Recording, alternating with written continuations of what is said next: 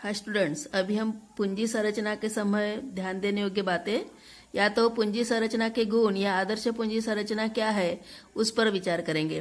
तो आपने इसके पहले देखा है कि पूंजी संरचना का मतलब है कि जो भी कंपनी आया तो जो भी संस्था अपने जो पूंजी है वो किन किन स्रोतों से एकत्रित करती है, तो उसी को ही हम पूंजी संरचना करके कहते हैं। जो भी स्रोत रहेंगे जैसे कि अंश पूंजी है, ऋण पूंजी है, अंश पूंजी में भी समता अंश पूंजी, पूर्वाधिकार अंश पूंजी, ऋण पत्र में भी बंधक ऋण पत्र या तो कोई किसी भी प्रकार के बंधक, तो इनका अनुपात क्या है अंश पूंजी का, मतलब कि स्वामित्व पूंजी का ऋण पूंजी से कितना अनुपात है, उसी को ही हम पूंजी संरचना करके कहते हैं। तो अभी ये जो पूंजी संरचना बनाते समय अर्थात कंपनी को अपनी पूंजी एकत्रित करते समय किन किन जो भी स्रोतों के द्वारा जो एकत्रीकरण किया जा रहा है तो उनका अनुपात कैसे रखना चाहिए, किन किन बातों पर उस समय ध्यान देना चाहिए, तो यही इसी का ही अध्ययन आज हम कर रहे हैं। तो एक कंपनी को इस प्रकार पूंजी संरचना का निर्माण करना चाहिए जिससे कंपनी के उद्देश्य की सफलतापूर्वक पूर्ति हो सके, और इसीलिए कंपनी को आदर्श पूंजी संरचना की स्थिति को चुनना चाहिए। एक पूंजी संरचना सभी कंपनियों के लिए सभी समय में आदर्श नहीं हो सकती, और इसीलिए ही सामान्य तथा आदर्श पूंजी संरचना में क्या क्या गुण होने चाहिए उस पर आपको ध्यान देना है। तो सबसे पहला गुण है सिंप्लिसिटी, सरलता का। तो कंपनी का पूंजी ढांचा प्रारंभ में ही एकदम सरल होना चाहिए, अर्थात कंपनी के प्रारंभ करते समय आप सरल पूंजी ढांचा का निर्माण करोगे, अर्थात प्रारंभ में कम प्रकार की प्रतिभूतियों से संग्रह किया जाना चाहिए। यदि प्रारंभ में ही आपने समतांश पूंजी, पूर्वाधिकार अंश पूंजी, ऋण पत्र, इन सभी से अगर पूंजी एकत्रित करना शुरू किया तो क्या होगा कि विनियोक्ताओं के मन में, जो भी निवेश करने वाले व्यक्ति है उनके मन में संदेह निर्माण हो सकता है। तो ये सरलता वाला पहला पॉइंट होना चाहिए पूंजी संरचना का पहला गुण। उसके बाद सेकंड नंबर का पॉइंट है लोचपूर्ण, फ्लेक्सिबिलिटी करके सेकंड पॉइंट है।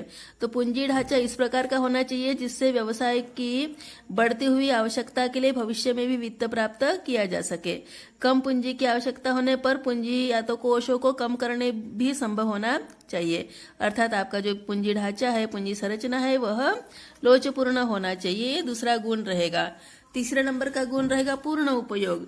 तो संस्था में जो पूंजीकरण की स्थिति है वह उचित होनी चाहिए, ना तो अल्प पूंजीकरण हो ना ही अति पूंजीकरण हो। ये अल्प पूंजीकरण अति पूंजीकरण के बारे में हम आगे पढ़ेंगे। तो जब संस्था में उचित पूंजीकरण होता है तब संस्था के पास पूंजी साधन बेकार नहीं पड़े रहते और उनका अच्छा उपयोग होता है।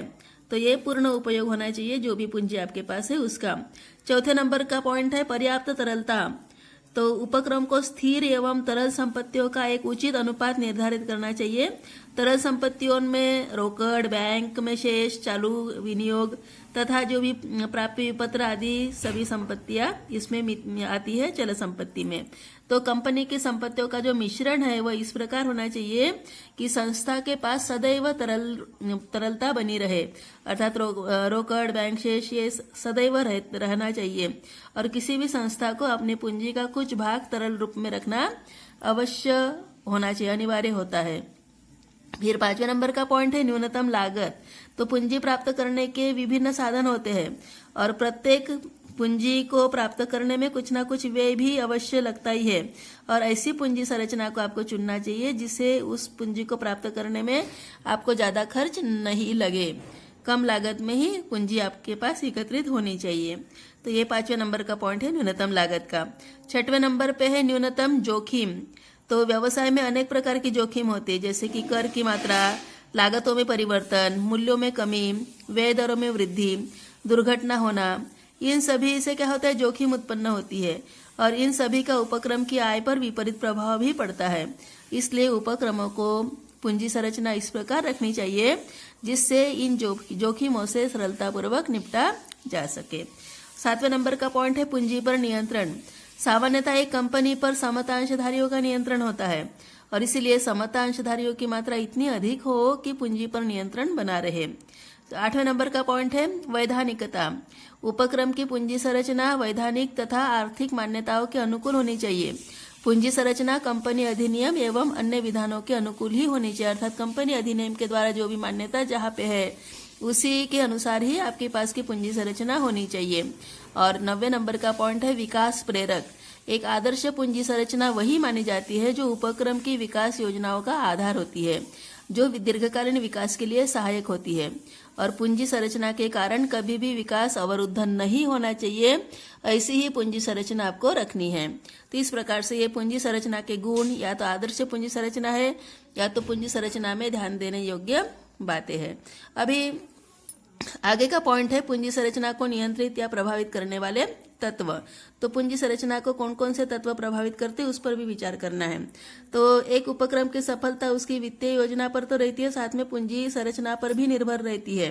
किसी भी उपक्रम की एक आदर्श पूंजी संरचना के निर्माण का प्रयास करना चाहिए, और इसलिए पूंजी संरचना के लिए उन सभी तत्वों या घटकों का विचार करना आवश्यक है जो इसे प्रभावित करते हैं।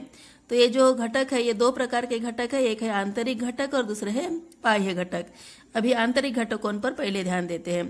तो आंतरिक घटकों के अंतर्गत सबसे पहला जो पॉइंट आता है वो है व्यवसाय की प्रकृति। तो कंपनी के व्यवसाय की प्रकृति यह सर्वाधिक प्रभावित करती है व्यवसाय को। जो संस्थाएं निर्माणकारी मतलब मैन्युफैक्चरिंग कार्य में लगी रहती है तो उनमें स्थायी पूंजी की अधिक आवश्यकता पड़ती है, और कार्यशील पूंजी की आवश्यकता, जो भी चल संपत्ति उनकी आवश्यकता कम पड़ती है। कार्यशील पूंजी मतलब कि चल संपत्तियां है। और अन्य व्यापार एवं व्यवसाय में लगी कंपनियों को स्थायी पूंजी की अपेक्षा कार्यशील पूंजी की आवश्यकता अधिक रहती है। तो जो भी निर्माणी उद्योग है उनके पास स्थायी पूंजी की आवश्यकता ज्यादा रहती है, और जो बाकी जो भी उद्योग है, सामान्य व्यवसाय है, उनके लिए कार्यशील पूंजी की आवश्यकता अधिक पड़ती है। और इसीलिए पूंजी संरचना को नियंत्रित करने वाला पहला जो घटक है वह है व्यवसाय की प्रकृति। तो व्यवसाय की प्रकृति पर आपको ध्यान देना पड़ता है पूंजी संरचना में। फिर सेकंड पॉइंट है आय की निश्चितता एवं नियमितता। पूंजी संरचना पर आय की निश्चितता एवं नियमितता पर भारी प्रभाव पड़ता है। आय की संभावना के अनुरूप ही पूंजी की संरचना करनी चाहिए। उपक्रम में अगर नियमित आय है तो ऋण पत्र, बॉन्ड्स, पूर्वाधिकार अंश पत्र के द्वारा पूंजी प्राप्त करना उत्तम माना जाता है। परंतु अगर आय अनिश्चित हो तो समतांशों के द्वारा निर्गमन किया जाएगा, समतांशों का निर्गमन किया जाएगा। तो इस प्रकार से आय की निश्चितता अगर है तो ऋण पत्र, पूर्वाधिकार अंश, इससे आप पूंजी एकत्रित कर सकते हो, और आय अगर अनिश्चित है तो समता अंशों का निर्गमन करना आपके लिए उचित रहेगा। तीसरे नंबर का पॉइंट है भावी योजनाएं। किसी भी उपक्रम की पूंजी संरचना में वर्तमान आवश्यकताओं के साथ साथ भावी विकास योजनाओं को भी ध्यान में रखा जाता है, ताकि आवश्यकता पड़ने पर आवश्यक पूंजी जुटाई जा सके। प्रारंभ में समतांशों के द्वारा ही पूंजी का निर्माण किया जाता है, और बाद में आवश्यकता पड़ने पर पूर्वाधिकार अंश पूंजी या तो ऋण पत्रों को निर्गमित करके पूंजी एकत्रित की जाती है। तो इस प्रकार से भावी योजनाओं पर भी आपको ध्यान देना पड़ता है। फिर है परिचालन अनुपात। किसी भी व्यवसाय का कुल आय का जितने प्रतिशत भाग परिचालन व्ययों में प्रयुक्त होता है उसी को ही परिचालन अनुपात या तो ऑपरेटिंग रेशियो करके कहते हैं। तो ये जो परिचालन अनुपात जितना ऊंचा होता है पूंजी ढांचे में ऋणगत प्रतिभूतियों का भाग उतना ही कम रहता है। अर्थात यहाँ पे स्वामित्व पूंजी अगर ज्यादा रहेगी तो आपका परिचालन अनुपात अच्छा रहेगा। तो इस प्रकार से परिचालन अनुपात पर भी ध्यान देते हुए पूंजी की संरचना को ध्यान में रखना पड़ता है। फिर है समता पर व्यापार। तो अगर कंपनी के प्रवर्तक कम से कम पूंजी द्वारा अधिकतम संपत्तियों पर नियंत्रण प्राप्त करने में की अभिलाषा रखते हैं तो समता पर व्यापार की नीति अपनाई जाती है, और इस नीति के अनुसार कुल पूंजीकरण की राशि की बहुत थोड़ी मात्रा समतांशों द्वारा जुटाई जाती है और बाकी की राशि ऋण पत्रों के द्वारा या दीर्घकालीन ऋणों के द्वारा एकत्रित की जाती है। तो अगर समता पर व्यापार अपनाने वाली कंपनियों में पूंजी के ढांचे में समतांशों की मात्रा कम रहेगी और दीर्घकालीन ऋणों की मात्रा अधिक रहेगी। तो इस प्रकार से ये समता पर व्यापार की परिस्थिति को भी पूंजी संरचना में ध्यान देना पड़ता है। फिर उसके बाद छठवें नंबर का पॉइंट है पूंजी मिलान व दंती अनुपात। Capital gearing and gear ratio करके शब्द है इसके लिए। तो परिवर्तनशील लागत प्रतिभूतियों व स्थायी लागत प्रतिभूतियों के मध्य अनुपात वित्तीय प्रबंध की भाषा में उसी को ही दंती अनुपात के नाम से जाना जाता है। अर्थात स्थायी लागत प्रतिभूतियां एवं परिवर्तनशील लागत प्रतिभूतियां, इनके बीच में जो अनुपात है उसी को ही पूंजी मिलान कैपिटल गियरिंग रेशियो करके बोलते हैं। तो यह वह अनुपात होता है जिसमें स्वामित्व की पूंजी और ऋण पूंजी इनके बीच में अनुपात निकाला जाता है। स्थिर दायित्व वाली पूंजी का आशय उस पूंजी से होता है जिस पर निश्चित दर से लाभांश देना पड़ता है। अगर समतांश कम निर्गमित किए जाएंगे तो यह दंती अनुपात कैसा रहेगा, उच्च रहेगा।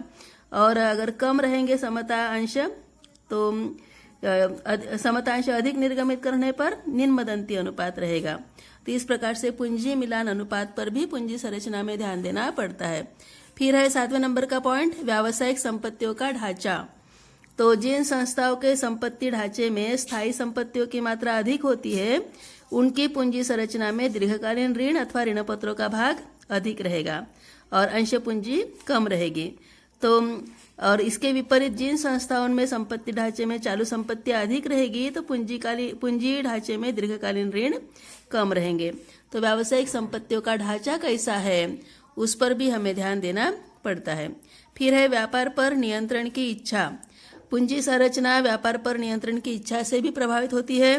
अगर कंपनी के प्रवर्तक कंपनी का नियंत्रण कुछ ही व्यक्तियों के हाथों में रखना चाहते हैं तो समतांशों का निर्गमन करेंगे और समतांश धारकों को की भी जो बड़ा भाग रहेगा वह कम लोगों के हाथों में रहेगा और शेष लाभ छोटे छोटे अंशधारियों में बांट दिए जाएंगे।